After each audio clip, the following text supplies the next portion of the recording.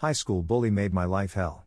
20 years later, he's applying for a job at my company and asking for forgiveness.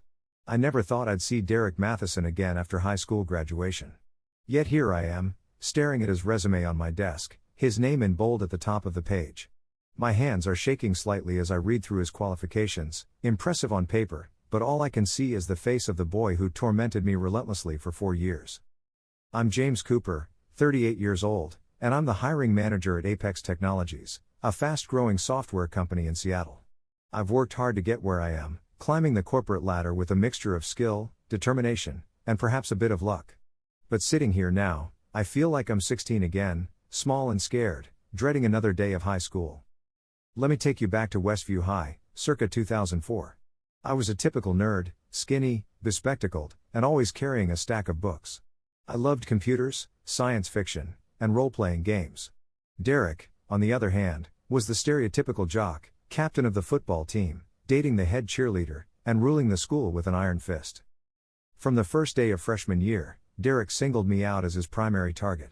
It started small, snide comments in the hallway, knocking my books out of my hands, the usual stuff.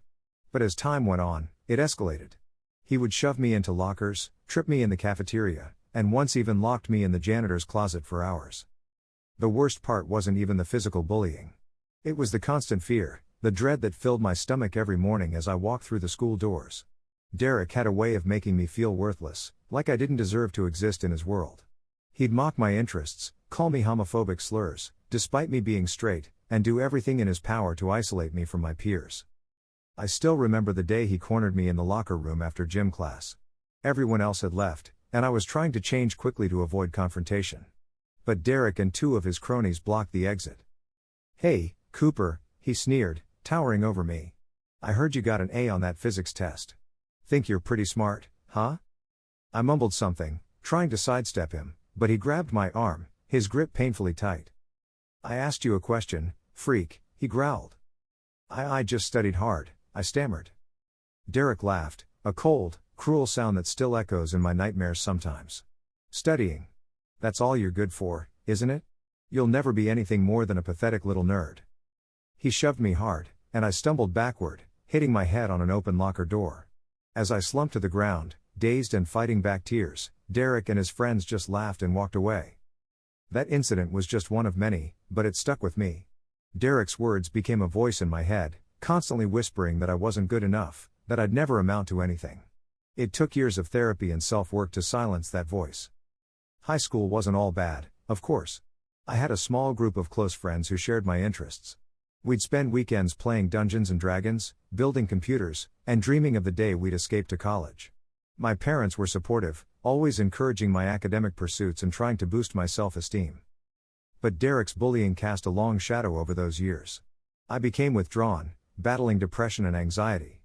There were days I couldn't bring myself to go to school, faking illness to avoid another confrontation. My grades started to slip, and I nearly gave up on my dream of studying computer science in college. It was my computer science teacher, Mr. Ramirez, who helped turn things around. He saw my potential and took me under his wing, giving me extra projects and encouraging me to apply to top universities. With his support, I rediscovered my passion for technology and started to believe in myself again. Graduation day was one of the happiest of my life. As I walked across the stage to receive my diploma, I caught Derek's eye in the crowd. For once, he wasn't sneering or laughing. He just looked indifferent. I realized then that while he had been the center of my world for 4 years, I was nothing to him. Just another faceless victim he'd forget as soon as he left for college. I'd like to say I put high school behind me completely after that, but the truth is, the scars Derek left ran deep. College was a fresh start, and I threw myself into my studies with renewed vigor. I made new friends, joined clubs, and even started dating. But there was always a part of me that flinched at loud noises, that felt uncomfortable in locker rooms, that doubted my own worth. Therapy helped. A lot. So did success. I graduated near the top of my class from MIT and landed a job at a major tech company. As I climbed the corporate ladder, each promotion felt like a small victory over Derek's voice in my head. "See?" I'd think to myself. "I am worth something. I am achieving things." I met Sarah at a tech conference in my late 20s. She was brilliant, kind, and saw right through the walls I'd built around myself. Our relationship moved quickly. Within a year, we were married, and a year after that, our daughter Lily was born. Holding that tiny, perfect being in my arms, I made a silent vow that I would do everything in my power to protect her from people like Derek. Which brings us back to the present, and the resume sitting on my desk. Derek Matheson, applying for a senior software engineer position at my company. His qualifications are impressive: a computer science degree from Stanford, a successful stint at a Silicon Valley startup, glowing recommendations from previous employers. On paper, he's exactly the kind of candidate we're looking for. But all I can see is the boy who made my life hell for 4 years. I'm ashamed to admit it, but my first instinct was to throw his resume in the trash. To use my position of power to deny him this opportunity, to finally get some small measure of revenge. But as tempting as that was, I knew it wasn't right. I've worked hard to become a fair and ethical leader, and making hiring decisions based on a 2-decade-old grudge goes against everything I believe in.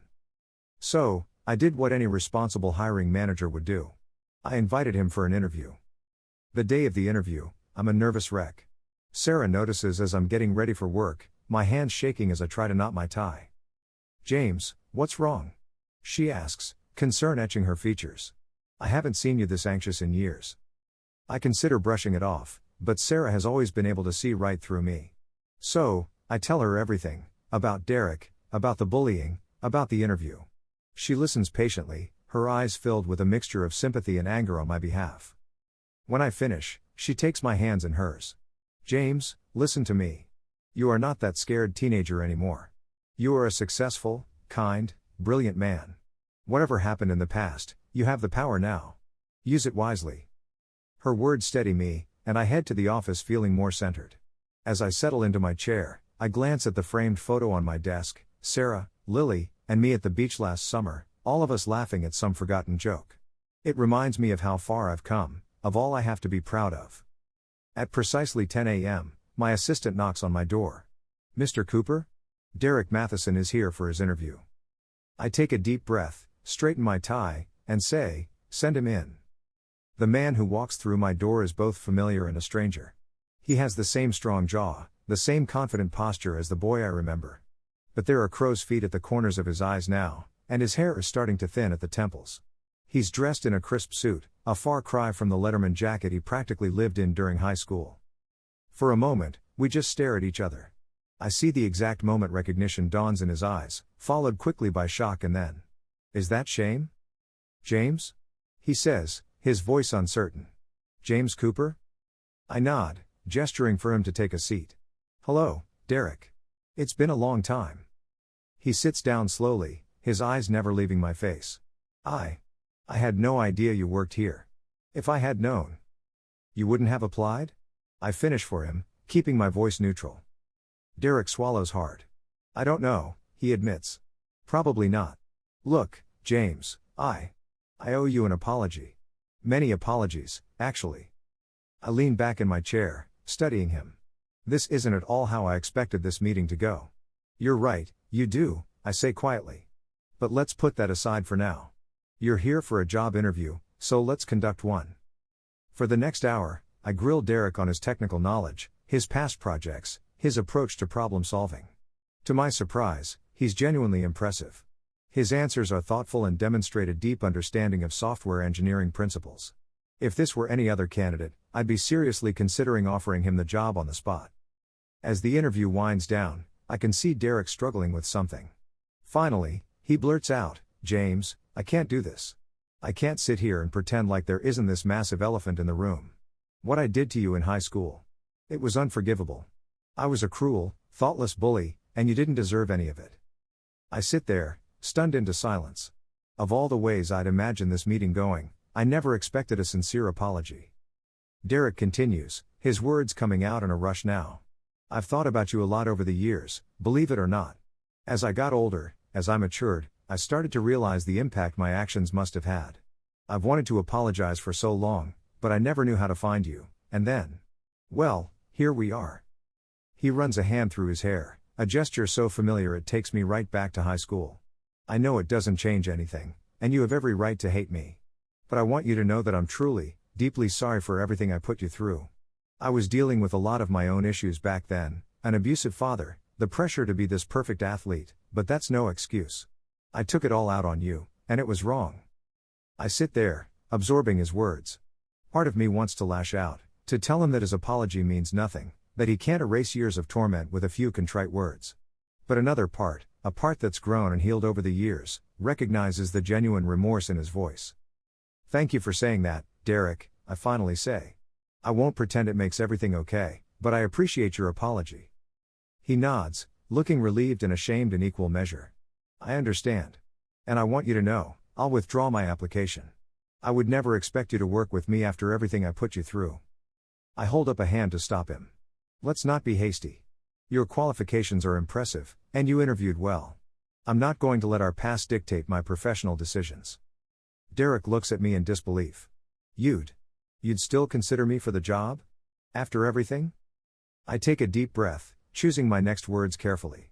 "Derek, what you did to me in high school was terrible. It affected me for years, in ways you probably can't even imagine.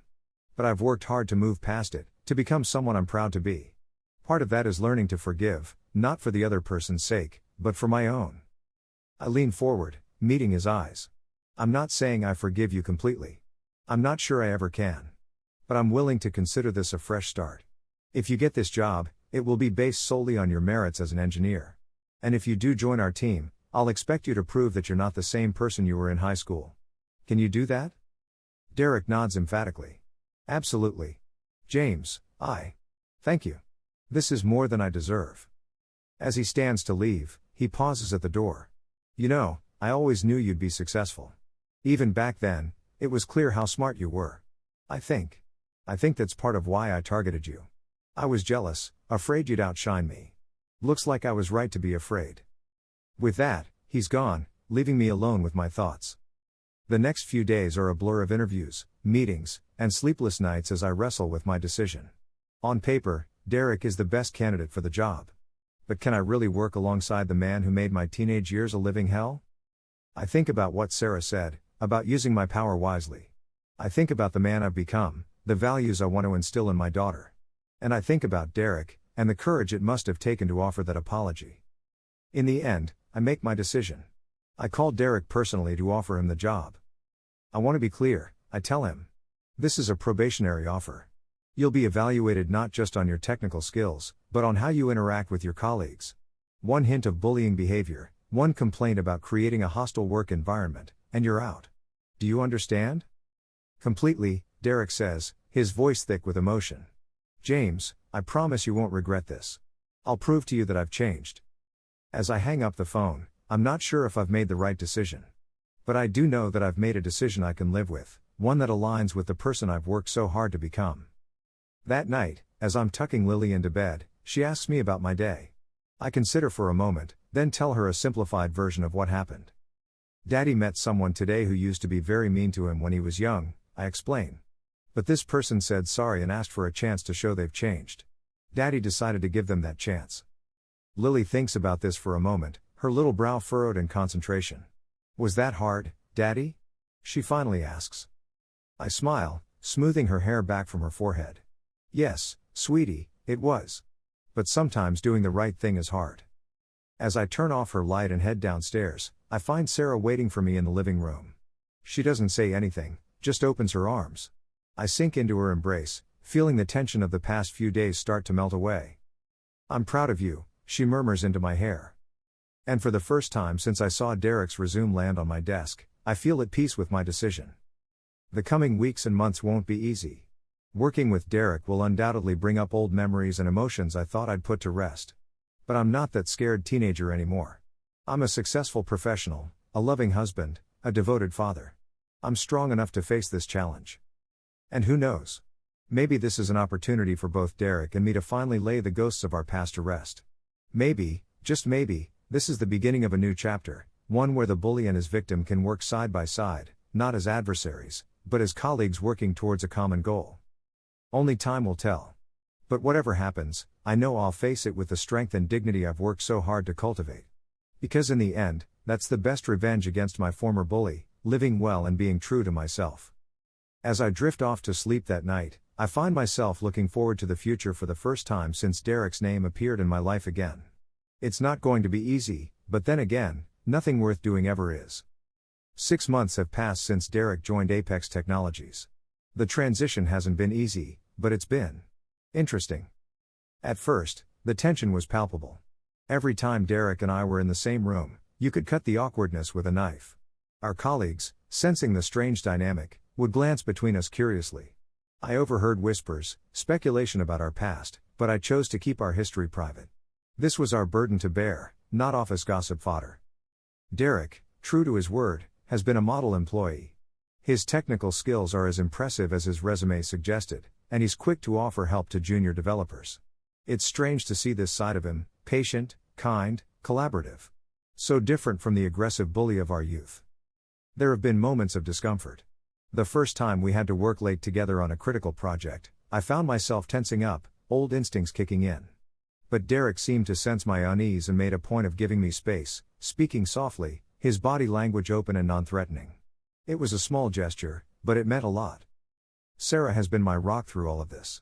She listens to my conflicted feelings, offering support without judgment. "You're not betraying your younger self by working with him," she reassured me one night. "You're showing him how strong you've become." Lily, in her innocent wisdom, asked me a few weeks ago, "Daddy, is that man still mean to you?" I had to think carefully before answering. "No, sweetie," I finally said. "He's trying very hard to be kind now." The defining moment came during our annual hackathon. Derek and I ended up on the same team, along with a few other developers. As we brainstormed project ideas, I found myself slipping into my old, defensive posture, waiting for Derek to shoot down my suggestions. Instead, he built on them, his eyes lighting up with excitement. "That's brilliant, James," he said at one point. "What if we also?" And suddenly, we were bouncing ideas off each other, our shared passion for coding breaking down the walls between us. Our team ended up winning the hackathon. As we celebrated, Derek pulled me aside. "I know this doesn't make up for the past," he said quietly. "But I want you to know how much I admire the person you've become. Working with you, seeing your leadership. It's made me realize even more how wrong I was back then. Thank you for giving me this chance." I nodded, not trusting myself to speak. It wasn't forgiveness, not quite. But it was something. A step forward. Last week, as I was leaving the office, I overheard Derek talking to a new intern who was struggling with imposter syndrome. "Hey," Derek was saying gently, "don't be so hard on yourself. Everyone starts somewhere. What matters is that you're here, you're learning, and you're trying your best. That's all anyone can ask." I paused in the doorway, struck by the irony. The words Derek was using to reassure this young developer were so similar to the ones I wish someone had said to me all those years ago. Words that might have counteracted the cruel taunts Derek himself had thrown at me. As I watched, I realized something profound. The boy who had bullied me no longer existed. This man, flawed, repentant, striving to be better, was someone entirely different. And in his efforts to change, he was inadvertently healing some of the wounds he'd inflicted on me. Don't get me wrong, we're not best friends. The past isn't erased. But we're colleagues who can work together effectively, who can even share a laugh over coffee sometimes. It's more than I ever thought possible. Tonight, as I write this, I'm reflecting on the strange journey that brought us here. If you had told my 16-year-old self that one day I'd be working alongside Derek Matheson, that I'd see him as a changed man worthy of a second chance, I would have thought you were crazy. But life has a way of surprising us. Of challenging our perceptions and pushing us to grow beyond our pain. This experience with Derek has taught me more about forgiveness, redemption, and the capacity for change than I ever expected. I don't know what the future holds. Maybe Derek and I will develop a genuine friendship. Maybe we'll always have this strange, complex dynamic. But I do know that I'm proud of the person I've become, someone strong enough to face his past, wise enough to see the possibility of change in others, and brave enough to give second chances. To that scared teenager I once was, I want to say, it gets better. You become stronger. And one day, you'll have the power to break the cycle of hurt, not just for yourself, but for others too. Hold on to hope. Your future is brighter than you can imagine.